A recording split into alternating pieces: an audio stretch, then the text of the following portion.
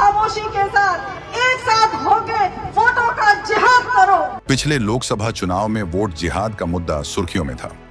Bharatiya Janata party की ओर से यह आरोप भी लगाया गया था कि एक समुदाय विशेष ने संगठित होकर बीजेपी के खिलाफ मतदान किया था, जिसका प्रत्यक्ष लाभ इंडिया गठबंधन को मिला था और भाजपा 240 सीट तक ही सीमित रह गई।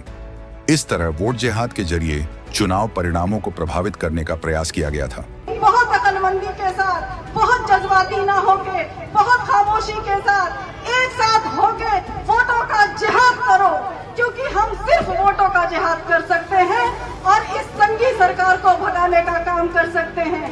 मुसलमानों से वोट जिहाद करने को कहा है।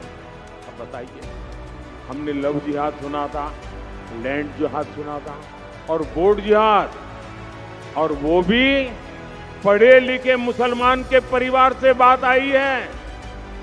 सामान्य मदरसा से निकले हुए किसी बच्चे ने नहीं कहा है। हाईली क्वालिफाइड फैमिली और कांग्रेस के वरिष्ठ पद पर बैठे हुए परिवार, ये मुसलमान परिवार ने कहा है, नारा दिया है, वोट जिहाद करो। महाराष्ट्र विधानसभा चुनाव 2024 में वोट जिहाद का मुद्दा उभर कर सामने आ रहा है।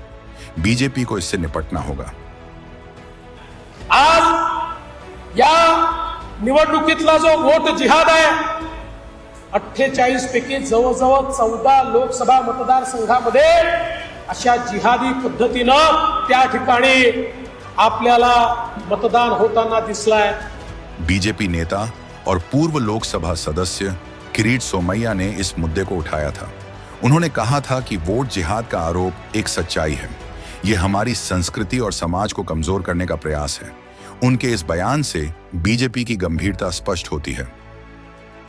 वोट जिहाद जिस प्रकार से महाराष्ट्र में छिड़ी गई, उसके कारण 100% मतदान उद्धव ठाकरे सेना या कांग्रेस के उम्मीदवार के पास गया।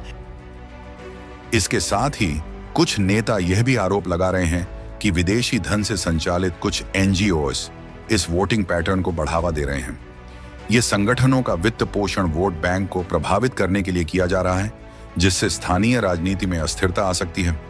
उन्होंने कहा था कि सुनियोजित तरीके से कुछ मुस्लिम धर्मगुरुओं ने फतवे जारी किए थे और मुसलमानों को मतदान में भाग लेने के लिए प्रोत्साहित किया है। सिर्फ एक निशाना बनाएं, दिल्ली की सरकार को जो कैंडिडेट हरा सकेगा हम उसको वोट देंगे, वो हमें अच्छा लगता हो या न लगता हो।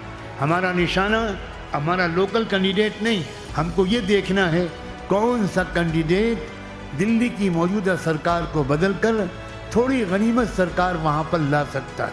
और हमको जालिमों को रोकना है, जालिमों को जुल्म से रोकना है, और ये बताने की ज़रूरत नहीं है कि सबसे बड़ा जालिम कौन है। धर्मगुरुओं ने बीजेपी के खिलाफ मतदान को मुसलमानों का धार्मिक कर्तव्य बताया था। इस फतवे के बाद राजनीतिक हलकों में हलचल बढ़ गई थी, क्योंकि इस तरह की वोटिंग चुनाव को मजहबी स्वरूप में प्रस्तुत किया था। हम मोहतरमा सुप्रिया सुले की हिमायत करते हैं। मावल कॉन्स्टिट्यूंसी से मोहतरम जनाब संजोग वाघेरे की हिमायत करते हैं। मस्जिदों में मुस्लिम समुदाय को बुलाकर कैंडिडेट का नाम लेकर इनको वोट देने का तय हुआ है, आप इनको वोट दीजिए, यह कहा जा रहा है। ये कौन सा सेकुलरिज्म है? और साथ में ये भी कहा जा रहा है कि वोट जिहाद कीजिए। किरीट सोमैया ने पूरा ब्यौरा देते हुए कहा था कि कई मुस्लिम बाहुल्य संसदीय क्षेत्रों, विशेष रूप से मोहम्मद अली रोड, जाकिरिया मस्जिद स्ट्रीट, यूसुफ मेहराली रोड, मुर्गी मोहल्ला, मेमनवाड़ा रोड जैसे क्षेत्रों में जिहाद वोटिंग का मामला सामने आया था। यहाँ कोलाबा विधानसभा के 11 बूथों पर उद्धव ठाकरे की शिवसेना को 4,490 वोट मिले, जबकि महायुति बीजेपी को मात्र 147 मत ही प्राप्त हुए। वोटों का यह अंतर स्पष्ट करता है कि इस क्षेत्र में वोट जिहाद की परिभाषा और भी मजबूत होती जा रही है। बहरहाल इस बार के चुनाव में यह देखना होगा कि क्या मतदाता इन मुद्दों से प्रभावित होते हैं या वे असली समस्याओं पर ध्यान केंद्रित करेंगे।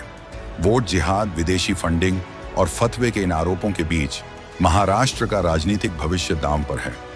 इसीलिए हिंदुओं को वोट जिहाद को काउंटर करने के लिए ज्यादा से ज्यादा संख्या में मतदान करना चाहिए, ताकि देश को कमजोर करने वाली ताकतों को सिर उठाने से रोका जा सके। इंडिया व्यू पॉइंट की स्पेशल रिपोर्ट।